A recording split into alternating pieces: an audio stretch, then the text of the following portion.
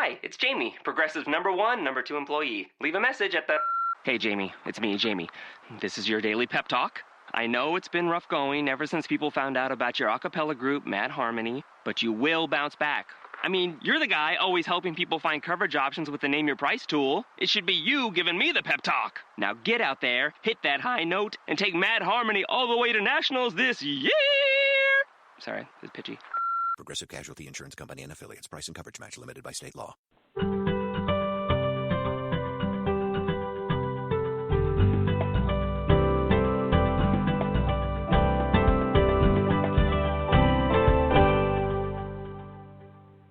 Welcome, everyone, to Creating a Family. Talk about infertility and adoption. Today, we're going to be talking about getting pregnant after a tubal or vasectomy reversal. This is an issue a lot of people face, and there's a lot of misinformation online about both of these procedures. I think you're going to enjoy today's show. Here's a sample of what you're going to hear. The question is then, what is the chance that we'll have a good sperm return, that we'll have an intact sperm count? Well, the odds for that are about 95%. And as long as we have a good, successful reconnection, then the pregnancy rate, as I mentioned, is simply related to the age of the wife. I'm Dawn Davenport. I'm the director of Creating a Family. We are the National Infertility and Adoption Education and Support Nonprofit. You can find us online at creatingafamily.org. One of the things we do here at Creating a Family is create multimedia guides, and we have a great one that you're going to love. It is titled How to Choose an Infertility Clinic, and it has become a go-to resource for patients at the very beginning of their infertility journey. It is over 50 pages. It is full of tips, questionnaires, expert Q&As, you name it, we cover it. And we cover every aspect of it, including a really good, easy-to-understand description of how to compare success rates of clinics. I think you will find that section alone to be extremely useful. To get this multimedia guide on how to choose an infertility clinic, you can go to our website, creatingafamily.org, hover over the word resources, and click on eGuide, and it will take you right there. The Creating a Family radio show is underwritten by our corporate sponsor, Ferring Pharmaceutical. Ferring now has a free program they want to tell you about. It's called My Fertility Navigator. The program offers free one-on-one support for women who are struggling to get pregnant. You will have a personalized guidance from a navigator, a real-life human being, that will help walk you through some of the beginning decisions, including providing you some basic information about fertility and infertility, as well as connecting you to nearby fertility centers, providing you some information on financing and how to afford a treatment and things such as that. To find more information about My Fertility Navigator, you can go to their website, myfertilitynav.com/CAF. myfertilitynav.com/CAF. This show, as well as all the resources provided by Creating a Family, could not happen without the generous support of our partners who believe in our mission of providing unbiased education and support to those struggling to create a family. Some of our wonderful partners include Reproductive Medicine Associates of New Jersey. They are a scientific and patient care leader in the field of infertility. They have 10 offices and 21 physicians throughout New Jersey, and they maintain an IVF delivery rate well above the national average. And they offer the latest and validated technical solutions to help hopeful parents increase their chances of success in the shortest time possible. We also have Reproductive Medicine Associates of New York. They are a full-service fertility center specializing in vitro fertilization, egg donation, egg and embryo freezing, LGBTQ family building, reproductive surgeries, and male reproductive medicine.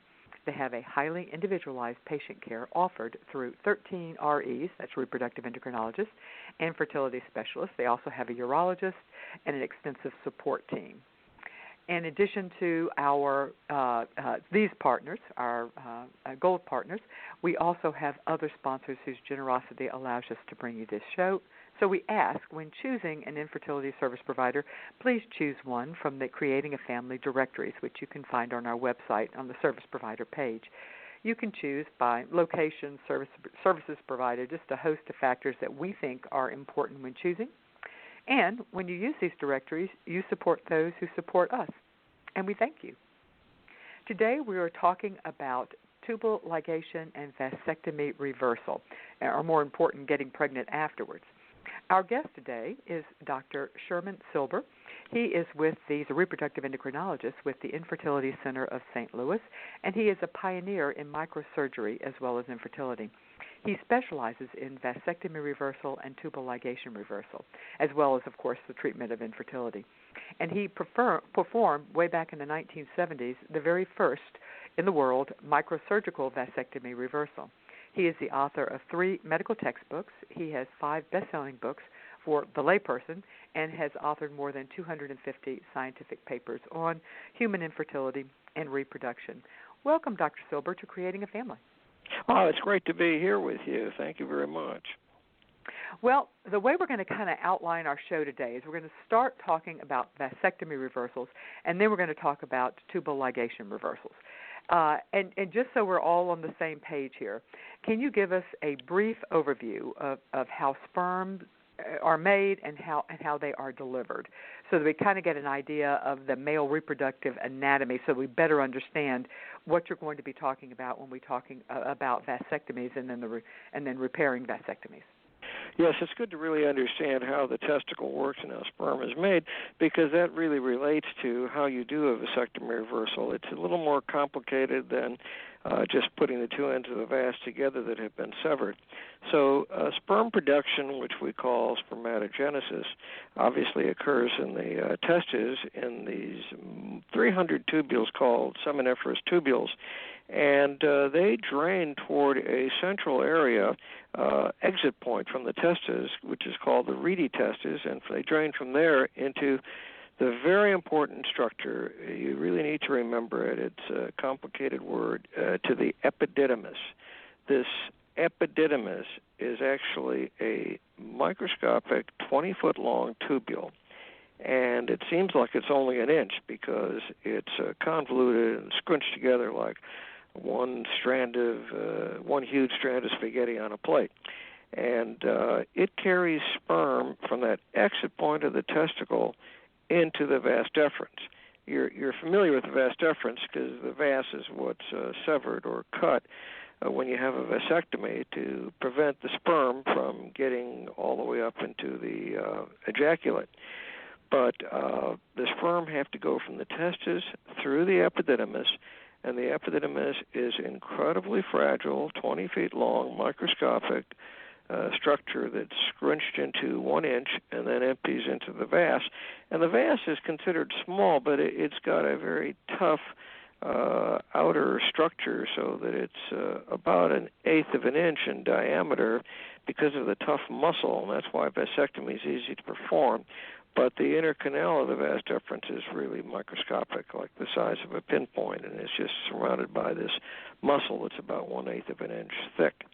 And this is constantly being pushed, the sperm is being pushed through the vas into an area called the seminal vesicle, and when one ejaculates, the seminal vesicle pushes the sperm out. But the sperm are constantly moving from the epididymis through the vas to this area near the ejaculatory duct. So when you have a vasectomy, all you're doing is preventing sperm from getting in, but your ejaculation is completely normal because the volume of fluid will be coming from the seminal vesicle, which is the base of the penis, and the seminal vesicle is where all the fluid comes from. So after a vasectomy, you don't notice anything different except that the fluid is now empty and has no sperm in it. So that's kind of a short description of how the testes and the drainage from the testes works. Okay, perfect. Now, you've already alluded to the fact that a vasectomy, we could figure that out. It's going to be connected somehow to the vas deferens because we've got the word vas there, or the prefix vas. So a vasectomy is performed, or all vasectomies. You mentioned that is somehow cutting of the vas deferens. Are all vasectomies performed the same way?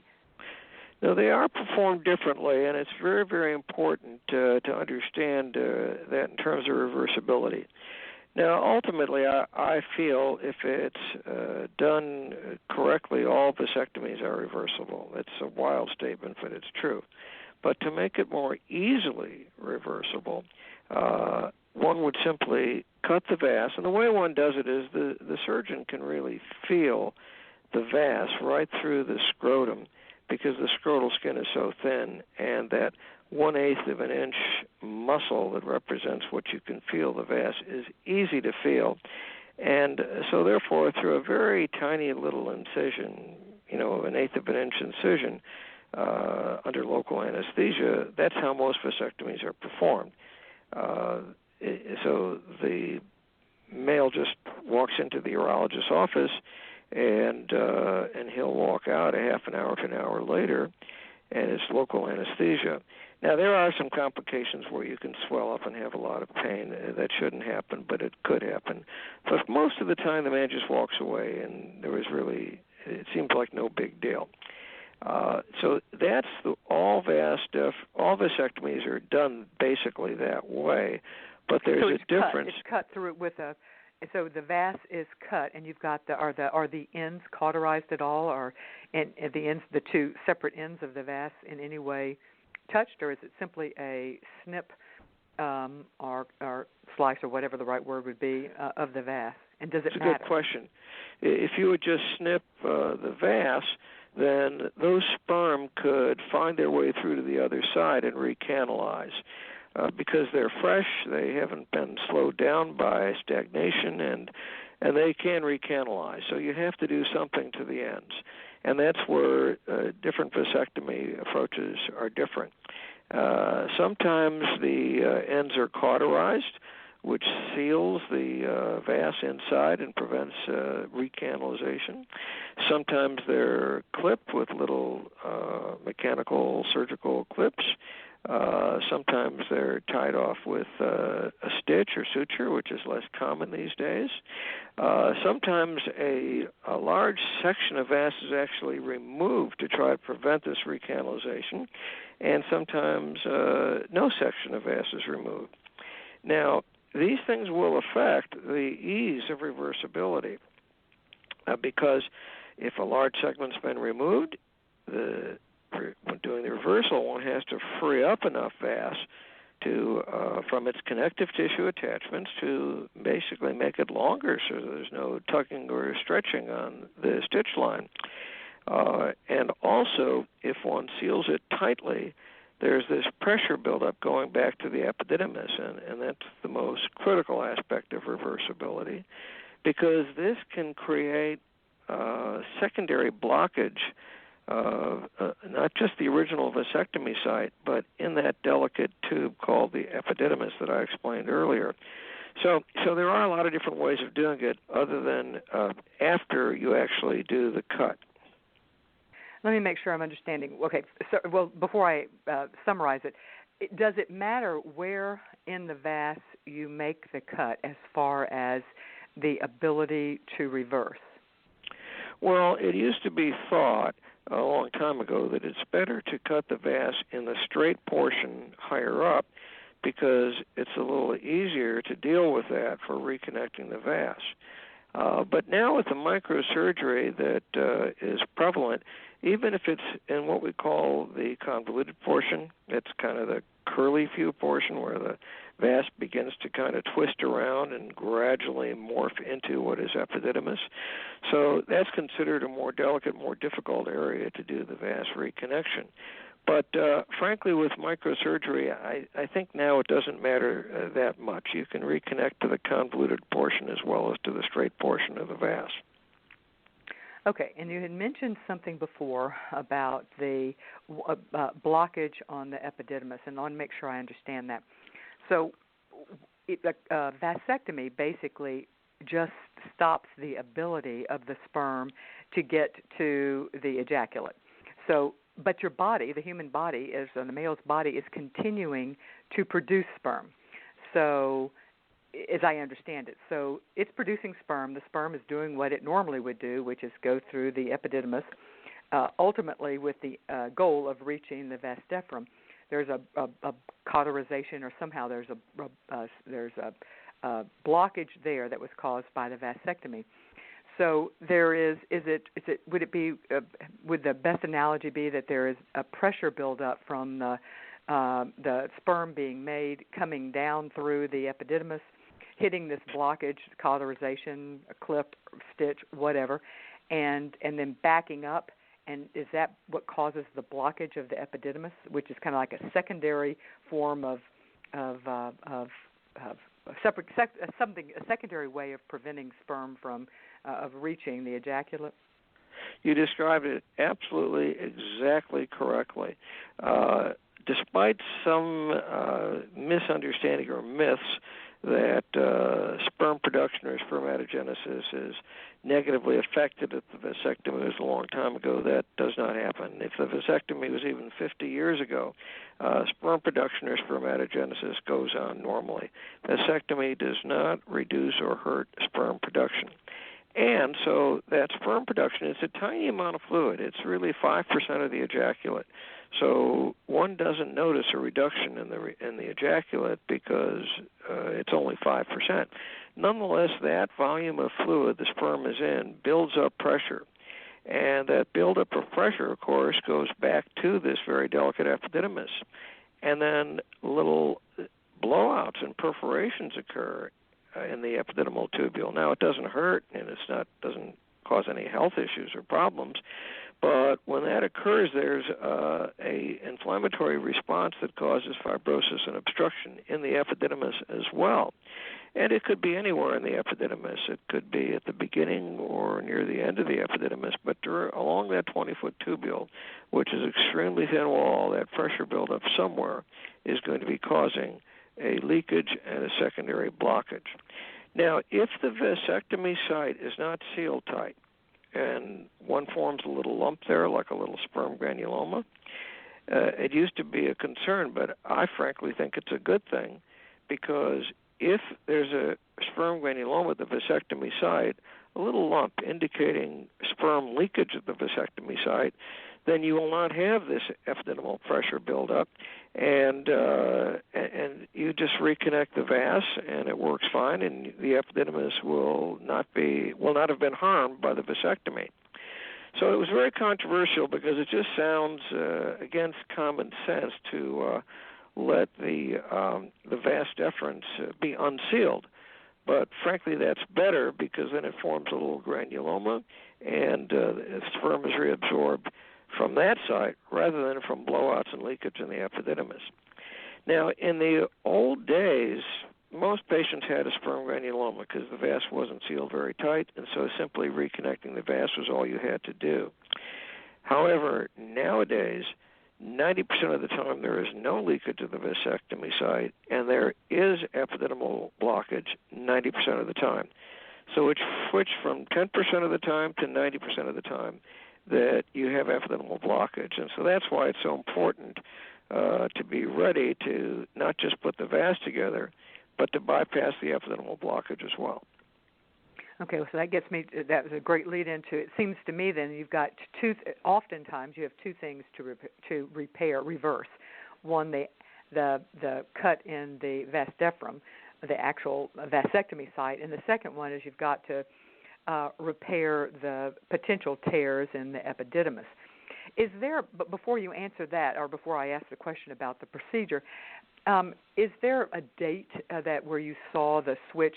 Say 10 years ago, doctors started making certain that the ends of the vas deferens were tightly sealed, so that I'm sure they were doing it to prevent pregnancy, to reduce the risks of an unintended pregnancy. But is there a time period around which that you could say that if the vasectomy was before that, chances are good that it was not sealed, the ends of the vas deferens were not sealed, and after that they were? We began to notice that about 15 years ago, where there was this inversion that 90% of the time previously there would be good sperm in the vas fluid and no epididymal disruption. And it began to switch about 15 years ago, where only 10% of the time is there good sperm in the vas fluid, and 90% of the time there's epididymal disruption. And so there was, and that occurrence was considered a good thing because it was an effort to prevent a recanalization and an unwanted pregnancy. Mm-hmm. So it was a good thing. It was considered a good thing. I would have preferred, frankly, and I wrote about this, that one seal the abdominal side of the vas when you're doing a vasectomy, but let the testicular side open. Then you'd avoid recanalization, and you could still have a release of pressure from the vasectomy site. But that isn't being followed. The common considered best practice is to seal both sides, and that means one has to go vas to epididymis to have a high success rate. All right, so now let's talk about how one would assume that the vasectomy, one of the procedures as part of a vasectomy reversal would be sewing the two ends of the vas deferens, which was the 1/8 inch muscular duct tube, together.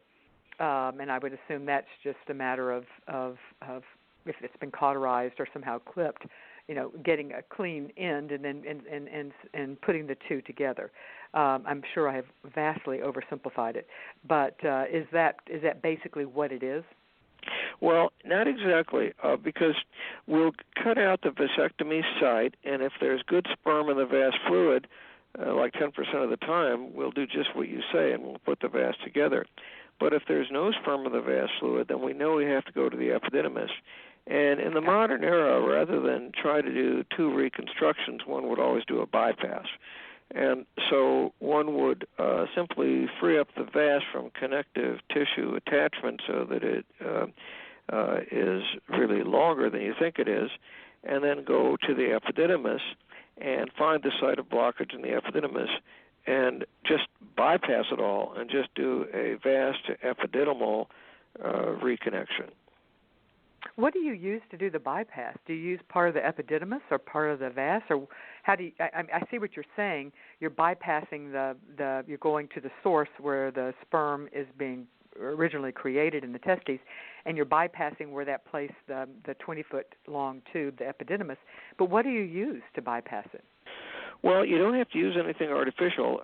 What happens is that if the vas is much longer than one might think it is if you just free it up from connective tissue attachment. And so the vas will reach that area without any tugging or straining or stretching as long as you free it up. Now, you might have to make the incision up to the upper edge of the scrotum, a little bit longer, external ring, but you can free up the vas in every single case enough so that it will reach the epididymis without any stretching or tugging or pulling. You wouldn't use anything artificial. And you might think this sounds like it's a painful operation, but it won't be as long as two things are observed. You stop all tiny bleeders so you don't get much swelling. And we would recommend injecting the operative area with a long-acting local anesthetic that lasts 2 or 3 days. And normally we would recommend what the orthopedists almost everywhere use to avoid pain, which is a mixture of ropivacaine, morphine, and toradol. And they have local receptors that last for 2 or 3 days. And so it really isn't a painful operation, though it might sound like it is because we're freeing up the connective tissue attachments, but it actually isn't. So then what does the epididymis do? If you're bypassing it, does the fact that the sperm is not passing through the epididymis impact its ability to conceive, impregnate an egg? Yeah, normally the sperm will mature and gain better motility as it passes along the epididymis. But what we found a long time ago, I think everybody recognizes, is that if you have just the shortest length of epididymis for the sperm to go through, they'll be able to mature just fine. They get their start at maturation as soon as they exit the testes, and all they need is that start. And then as they travel through the tiniest part of the epididymis and go into the vas, they'll mature on their own. So, the epididymis is very important, but you don't need that whole length of epididymis. Gotcha. All right, well, now the most important question. What's the success rate? What are the pregnancy, and by success what we mean, of course, is pregnancy rates, assuming that the woman is fertile. So what are the pregnancy rates following a vasectomy reversal?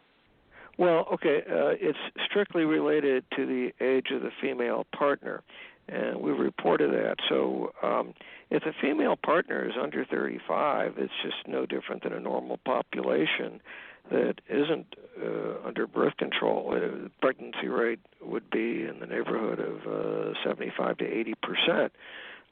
But if she's over 40, then the pregnancy rate will be closer to 30 or 40%. And frankly, if she's over 42, it'll be lower than that. But that is totally congruent with the decline in fertility with age of the female population. Yeah. So the question is then, what is the chance that we'll have a good sperm return, that we'll have an intact sperm count?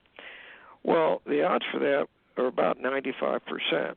And as long as we have a good, successful reconnection, then the pregnancy rate, as I mentioned, is simply related to the age of the wife. So as she gets older, like over 35, then it gets lower. And over 42, it gets much lower. It happens, but it's much lower. But that's no different than in a normal population. We received a question from Jacqueline. She said, we haven't got my husband's vasectomy reversed yet, but plan to early next year. This July was 10 years since he had it done. Does the rate of success being a resulting pregnancy, depend on the length of time since the vasectomy was done? Now, you've already mentioned that the ability to reconnect would not necessarily be dependent upon the length of time. But what about the success, the sperm production? Is there anything else that would impact success pregnancy rates other than the woman, for a vasectomy over 10 years? That 10-year figure, ironically, originally came from a paper I wrote in 1977. And it appeared that there were good sperm in the vas fluid and a good result in 90% of cases where the vasectomy was less than 10 years. And it was not fancy statistics. It was just crude cutoffs. And then over 10 years, there was a much lower chance, about a 50% chance of having sperm in the vas fluid. And when we wrote that, we really didn't understand about the epididymis or sperm production. So that figure keeps on getting quoted, and it's just no longer correct. The length now, you can have epididymal blowouts as early as 1 year or a half year. It just depends on the pressure buildup after the vasectomy. And so whether the vasectomy was 10 years ago or not really doesn't make any difference. The critical thing is if there's no sperm in the vas fluid, when there's a 90% chance of that in this era, then one would have to bypass the epididymal blockage. But the sperm production, everything else, it's just nothing's related to the 10-year anymore. Okay. Well, in her case, the 10-year point was just how long. She was saying that because that's been how long it has been since her husband had the vasectomy. So if I'm understanding you correctly, the age of the vasectomy really is no longer a factor in success, because we have since learned that bypassing the epididymis will take care of what of the age, the problems that were associated with the length of time that a vasectomy had been. That's exactly correct, what you just said. Okay, excellent. What other factors influence the success of a vasectomy reversal? Well, we haven't really focused yet on the length of vas that the urologist or surgeon might have removed when he did the vasectomy, because very often they'll remove an enormous segment of vas because they're really worried about recanalization, and that's really one absolute guarantee. There won't be recanalization or an unwanted pregnancy. But that can be dealt with nonetheless by making the incision going up to the external inguinal ring, just making a larger incision, and freeing up the vas. You can always free it up enough to bridge any gap created by the vasectomy. Originally, we were afraid that wouldn't be the case, but experience, so many urologists now has shown that no matter how extreme the vasectomy, you can always free up the vas enough to bridge that gap. It's amazing how long the vas is. It comes all the way from the scrotum up through the inguinal canal and then down into the ejaculatory duct. I mean, it's way longer than it needs to be, really. And so if we just free it up, we can bridge any gap. But that is, I think, one of the issues that people worry about, how much vas was removed. And I think that issue can be solved. One other issue I think that is really important is they're not all going to work. I mean, no matter how good the microsurgery is, in the best hands, 5% are just not going to work. Either blowouts all the way into the testes or the anastomosis scars down. So when you do the reversal, you must freeze the sperm at the time of the surgery, because if it doesn't work, at least you have frozen sperm available for doing ICSI or IVF without the man having to go through another surgery. And do you freeze just by direct retrieval, or do you have the man do a semen sample, sperm sample beforehand? How do you preserve the sperm? Oh, I see. Well, one way I think you're mentioning is before having a vasectomy, you can just have your sperm frozen, and that's fine. Most men haven't done that, but that's always a good idea. They don't think about reversal when they've had their vasectomy. But I'm talking about when we do the vasectomy reversal, right there on the spot when you're doing the surgery, you freeze the sperm. Now, that sperm will not fertilize normally, but it will fertilize with ICSI with normal pregnancy rates. So the sperm we retrieve either from the vas or the epididymis when we do the reversal is just sort of a backup guarantee in case it doesn't work and we need to do IVF. And when Dr. Silber is saying ICSI, he is referring to intracytoplasmic sperm injection, which is basically where a reproductive endocrinologist or an embryologist takes an individual sperm and really kind of just pokes it into the egg itself, and it's really revolutionized the treatment of male infertility or pregnancy rate. Yeah, no, that's exactly right. And some couples may prefer not to do a vasectomy reversal. They just may prefer to have surgery to retrieve the sperm and do IVF on the wife. But the majority of times, the wife would rather get pregnant naturally and not have to go through IVF if one can retrieve sperm from the husband. We actually have a question. If one can actually create a situation where the husband is normally fertile and they can get pregnant naturally. Let me read the question that we got on that exact issue. This is from Helena. My husband had a vasectomy after he and his first wife had 2 children. It was 12 years ago. We are trying to decide between a vasectomy reversal and my undergoing IVF with sperm retrieval. Can you compare these 2 options for success, cost, and risk? And I would add anything else you could think of. Well, firstly, cost. Vasectomy reversal would be much cheaper than doing a sperm retrieval and IVF in almost any center anywhere in the world. It would cost more to do IVF plus sperm retrieval than simply a vasectomy reversal.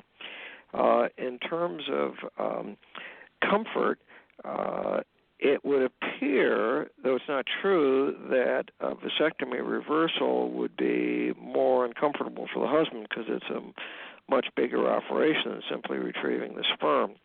But like I mentioned, if one injects the long-acting anesthetic and prevents swelling, then we found the vasectomy reversal is often even less painful than the vasectomy was 10 years earlier because there's no swelling and you inject with a 2 or 3 day long anesthetic. So So one might think that it's more painful, but it really isn't to have a reversal, but it's a bigger operation than just retrieving sperm. And then the question is it depends mostly on the husband and wife's emotions. Does the husband say, well, I had this vasectomy, I regret it, and I think it's up to my wife just to have it reversed and not to put her through anything? Or does she figure, boy, I don't want my husband to have to go through more surgery. He went through it before having the vasectomy. I think I'll just go ahead with IVF and he'll have a smaller operation. So it really is an emotional decision between the couple. Well, it seems like another thing that you would have to factor in is that if you have a successful vasectomy reversal, you have the option of subsequent children as well, without having to go through the cost and the invasive aspects of IVF. Oh yeah, doing the IVF in that respect, IVF is certainly more expensive than having a reversal. Right. I mean, because you're right. If you want to have another child, it's another cost. Yeah, unless you have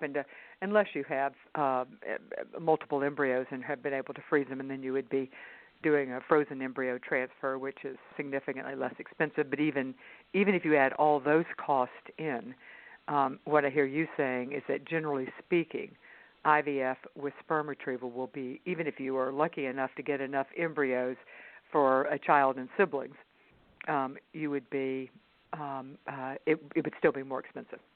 Yeah, you see, the frozen embryo transfers are not cheap. They're less expensive, but that's still an extra cost. Absolutely. By comparison, that's not as much, but yeah.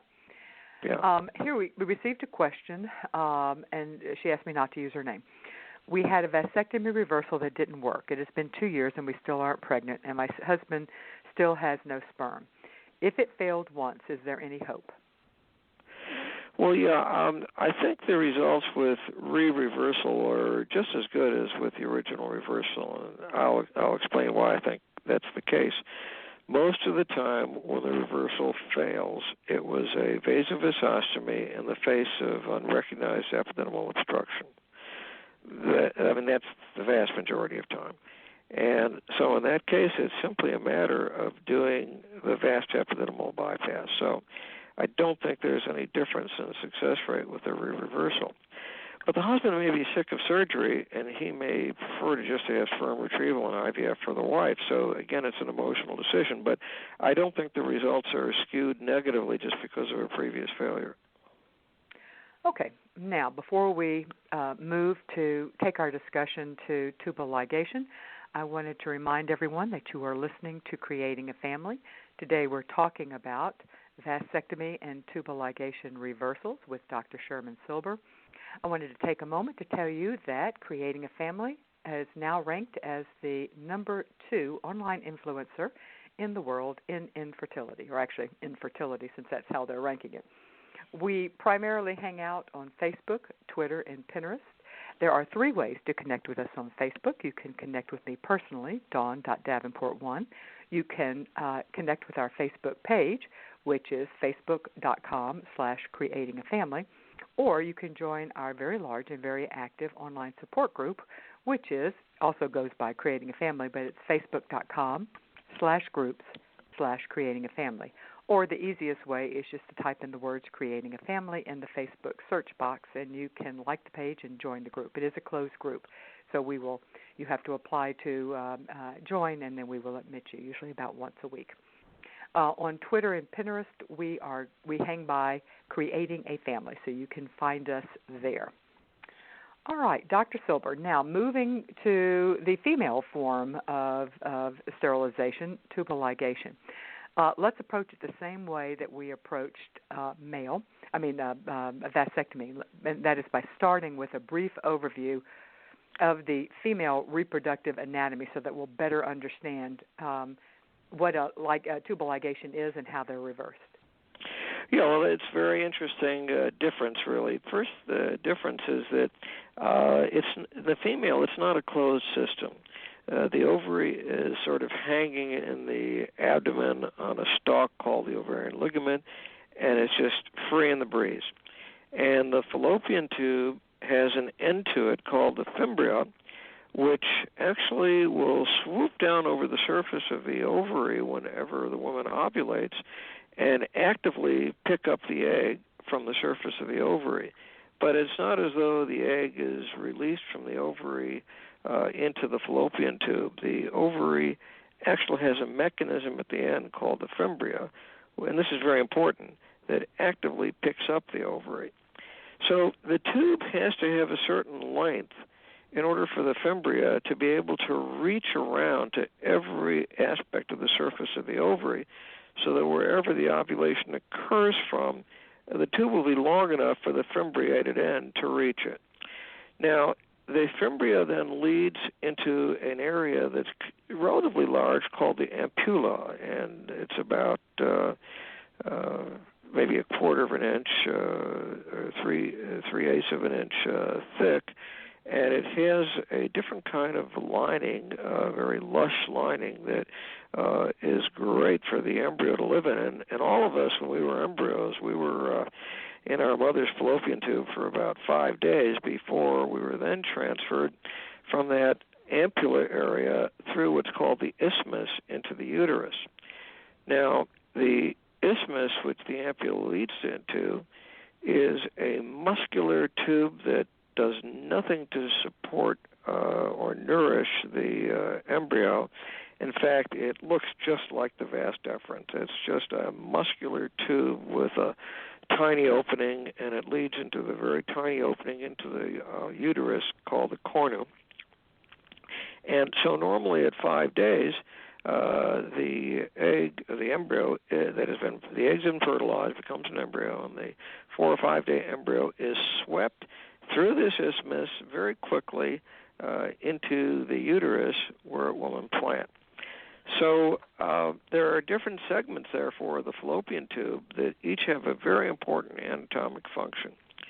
And so the tubes might be tied in the isthmus, they might be tied in the ampulla, they might be a section removed covering both the ampulla and the isthmus, or in the old days some doctors might just take out the fimbria, which is a disaster in terms of reversibility. Or they might even take out the entire fallopian tube. But so these are important. There's the cornual area that goes into the uterus. There's the isthmus, which is about an inch and a half that carries the sperm into the fallopian tube one direction, and the embryo that's been fertilized back into the uterus in another direction. And then there's the ampulla, which is pretty long. The ampulla could be as long as 3 inches. And that ampulla, which the fertilized egg lives in, ends up in a flowering-like opening called the fimbria, which is the active part of the tube that picks up the egg from the surface of the ovary when the egg is just ovulated, free in the breeze, so to speak. What is the most common, and I imagine this has changed over time, so let's go back, say, 10 years and bring it up to present. What is the most common place for the ligation to be performed along the fallopian tube? Most commonly, they just pick up that area that includes a portion of the isthmus and a portion of the ampulla, and so the reconnection would have to be ampulla to isthmus. But the best way to do it, if you're concerned about reversibility, is just to divide the isthmus, and occasionally it'll be just the ampulla, but not usually. One of the problems with just cutting in the middle of the ampulla is that then you'll have a segment of ampulla that is towards the isthmus that dilates and becomes very non-functional, and you really have to cut that out anyway to reconnect the healthy portion of the ampulla to the isthmus. But the best way to do it is, the best place to do it is right in that isthmus, which is like a vas in a male. And some people will cauterize it with bipolar. Some people will put clips on it. Some people will put a ring on it, like called a fallope ring. And frankly, if they use a float ring or a clip in the isthmus, the reversal is extraordinarily easy and almost 100% successful. Oh, interesting. And if they, but that's not necessarily, and if they cauterize it or if they cut it and they cut it in the ampulla or someplace other than the isthmus, let's talk success now. Yeah, okay. So first place, we can with microsurgery we can always reconnect it. But the question is how long the tube is. And our studies show that if the tube starts out at about 11 centimeters, and if all you have left when you do a reconnection is less than 4 centimeters, pregnancy rate is way, way down, because the tube isn't long enough for the fimbria to reach every aspect of the ovary. Now, it may do it. I mean, you get pregnancies, but it's a low pregnancy rate because there isn't much tubal length. But as soon as you exceed 4 centimeters out of the 11 that the tube originally was, then the pregnancy rates, again, are no different than what you'd expect for that age of the woman. And it's just the same as the pregnancy rate from the original population curves that Vesey published after removing an IUD or stopping birth control pills. It's absolutely no different than those normalized population pregnancy rates if the tube is more than 4 centimeters in diameter. Now, 4 centimeters in length, I mean. Now, there can be difficulties in reconnecting the ampulla to the very narrow cornu. That can be a tricky operation. Or to the ampulla isthmus. I mean, Winston originally described 3 decades ago that you have to tailor that large ampulla down to the tiny size of the isthmus so that it's not an abrupted transition.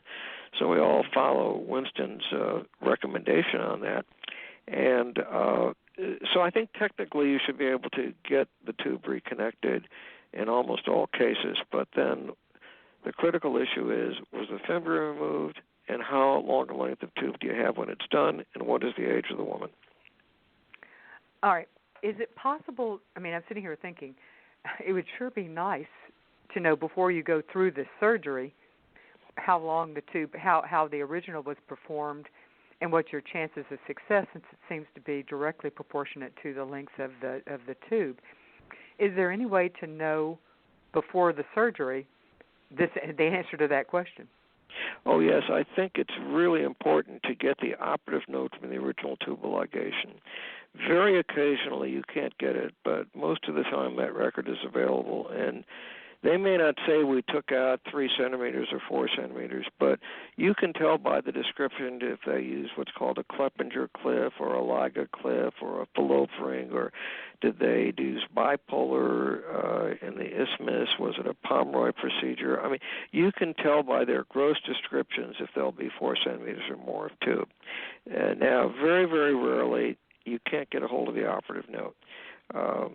And there's usually a path report even, so you can look at the length of the tube that was sent to pathology. So I really hesitate, unless the patient is very fully informed, to do a reversal unless we can get that record. Fascinating. Is there any type of test you can do on the woman, a dye test or anything like that, that would indicate, I guess it would only be able to indicate the length that is connected to the uterus, not the. That's right. Because so you really wouldn't know very much, would you? Yeah, you really wouldn't know. Of course, one could do a prior laparoscopy, but then that's surgery, so you might as well just go in with a little tiny mini lap and be prepared to do it. A prior laparoscopy is just another operation, which gives her 2 operations instead of 1. And is a tubal ligation reversal laparoscopic, or is it done via incision? How does that work? Different people have different approach. What I prefer is a tiny mini lap procedure. It's about a 1-inch incision below the pubic hairline, because then I can use the operating microscope, and I can use suture as tiny as 9/0 nylon. And if you go through the laparoscope, I think you don't have the same quality of microscopic visualization, and you certainly couldn't use suture as tiny as 9/0 nylon. And in terms of pain, especially with injecting the long-acting anesthetic, and actually that was a technique developed at the Department of Anesthesiology in Cork, Ireland, and all of the orthopedists I talk to use it now, and it's getting more and more popular.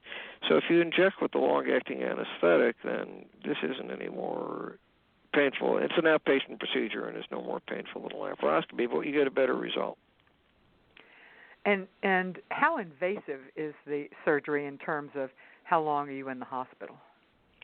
Oh, you just go home an hour later. It's not that bad. The procedure might be an hour and a half, 2 hours, and you go home an hour after that.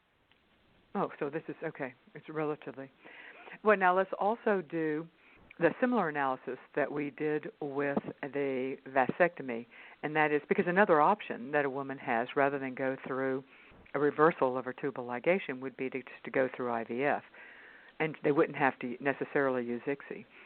So let's do a comparison of the success rates, cost, and risk of a tubal reversal compared to an in vitro fertilization.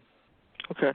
Well, again, this it really tends to be a personal decision between the husband and the wife. Some couples will come in and they'll say, we only want a reversal because we want to do it naturally, and I don't want to go through hormone stimulation for IVF. And also I want to have a chance of getting pregnant every month with intercourse rather than being told, well, we've got a great success rate, but we're not pregnant this time, come back for a frozen embryo transfer another cycle. Some women just don't want to do that. They just want to have an operation and an outpatient procedure and be done with thinking about it. Other women would say, IVF is just a transvaginal needle aspiration. Why do I want to have surgery if I can just go on some hormones and have the eggs retrieved and don't have to have anything surgical? It seems less invasive to do IVF. So it almost depends on their thinking. Now, sometimes they say, well, I'm 33, we'll want to have another baby when I'm 38, so maybe it'd be a good idea to have extra frozen embryos from when I was 33. Other women will say, well, I just want to get it all over with at 33, and then a few years later we'll just try to have another baby. Or they say we only want one more baby because I have a baby from a previous marriage and my husband has a baby from a previous marriage, so we just want one more baby between us, so we'll do tubal reversal. So every couple seems to think about the benefits or the disadvantages of each approach kind of differently. You have to personalize it. Yeah, that makes good sense to me. And all the factors you just mentioned are the real factors people have to think through, especially including how many children they ultimately want to have. Yeah, right. It's amazing the difference. I mean, and sometimes they haven't thought of it. If they want to have a huge family because they didn't really have that earlier, then they may want to do IVF so they have extra embryos. But then they may find they don't have that many eggs, and they might be disappointed that they don't have a lot of extra embryos, in which case IVF might have been a simpler thing for them. It's not IVF. Tubal reversal might be simpler because every time she ovulates, they can get pregnant.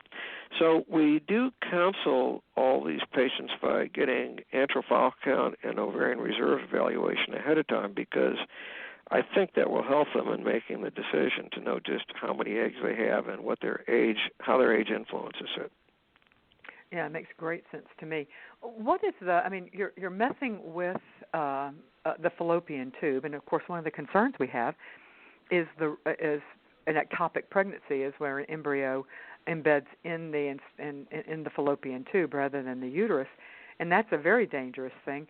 And it seems to me that if you've got scar tissue or something in the fallopian tube, it would indicate that you might have a higher risk of ectopic pregnancy following a tubal ligation reversal. Is that true, or is that one of those cases where common sense doesn't really play out? Yeah, it's not true anymore. It certainly was true 35 years ago. It was very worrisome.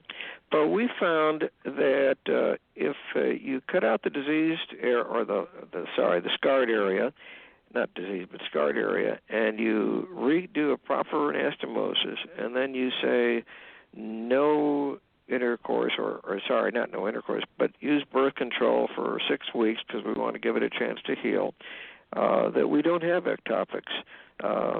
It's just, it only should occur because you have scarring at the site of the anastomosis or the reconnection.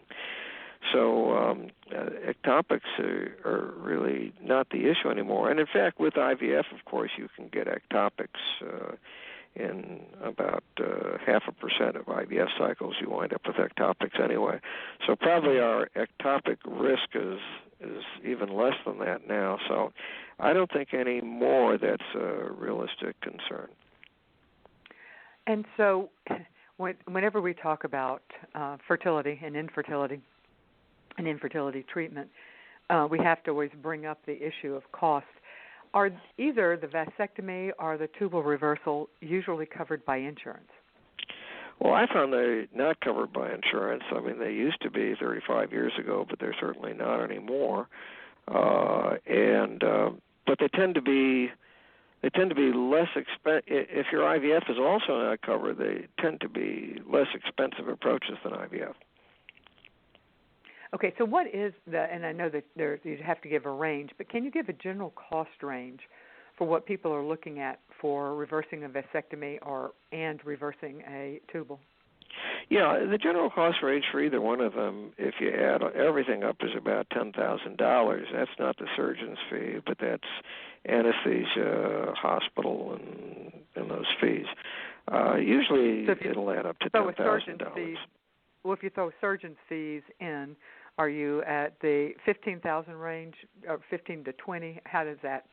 So people who are thinking they want to do it, they need to kind of think in terms of what this is ultimately going to cost. I think it should add up to everything. Add up to $10,000 or $11,000 total. Gotcha. Okay, not so 15 or 20. Okay, so 10 now, to 11. Now IVF could add up to $15,000 total, or more. No, absolutely. Yeah, or more, especially if you're or a lot more. But the microsurgery really shouldn't be a total of more than $11,000. Okay, excellent. Well, thank you so much, Dr. Sherman Silber, for being our guest today on Creating a Family to talk about vasectomy reversals and tubal ligation reversals. I found it fascinating. And for our audience, please, if you have enjoyed our show and want to help us grow, do us a favor. Please, let's give us a rating on iTunes if you're using iTunes Podcasts, which I think our records indicate most people, that's how they're accessing us. So if you are, just click on our name and give us a quick star rating. We would really appreciate it. We're ranked number 1, and we really want to keep our place as number 1. And this is what it's our rankings, our ratings rather, that influence that. Now, for everybody who wants information about Dr. Silber or about his center, or just to ask general questions about vasectomy reversal or tubal ligation reversals, you can go to his website, which is, and this is a great website, everybody, infertile.com. Infertile.com, and you can reach him and talk to him then. Thank you so much for joining us today, and I will see you next week. Hi, it's Jamie, Progressive number 1, number 2 employee. Leave a message at the... Hey, Jamie, it's me, Jamie. This is your daily pep talk. I know it's been rough going ever since people found out about your a cappella group, Mad Harmony, but you will bounce back. I mean, you're the guy always helping people find coverage options with the Name Your Price tool. It should be you giving me the pep talk. Now get out there, hit that high note, and take Mad Harmony all the way to nationals this year! Sorry, it's pitchy. Progressive Casualty Insurance Company and Affiliates. Price and coverage match limited by state law. Hi, it's Jamie, Progressive's Employee of the Month, 2 months in a row. Leave a message at the... Hi, Jamie. It's me, Jamie. I just had a new idea for our song about the Name Your Price tool. So when it's like, tell us what you want to pay, hey, hey, hey, and the trombone goes, blah, blah, blah, and you say, we'll help you find coverage options to fit your budget. Then we just all do finger snaps while a choir goes, savings coming at ya, savings coming at ya. Yes? No? Maybe? Anyway, see you practice tonight. I got new lyrics for the rap break. Progressive Casualty Insurance Company and Affiliates. Price and coverage match limited by state law.